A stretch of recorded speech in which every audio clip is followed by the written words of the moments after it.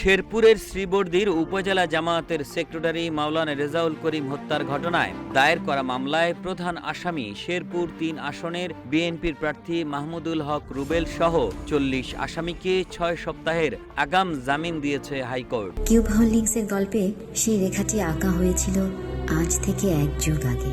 নকশাই আমাদের ভাষা। Cube holdings limited. ২ ফেব্রুয়ারি বিচারপতি কামরুল হোসেন মোল্লা ও বিচারপতি ফয়সাল হাসান আরিফের হাইকোর্ট বেঞ্চ এই আদেশ দেন। আদালতে আসামিদের পক্ষে শুনানি করেন ব্যারিস্টার রুহুল কুদ্দুস কাজল।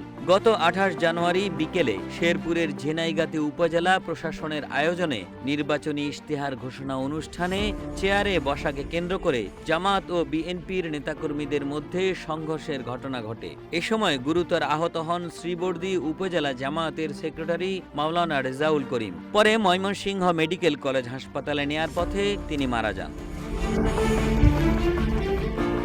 এ ঘটনায় ২৩৪ জনের নামে এবং আরও অজ্ঞাত প্রায় ৫০০ জনকে আসামি করে নিহত জামায়াত নেতার স্ত্রী মার্জিয়া ঝিনাইগাতি থানায় মামলা দায়ের করেন।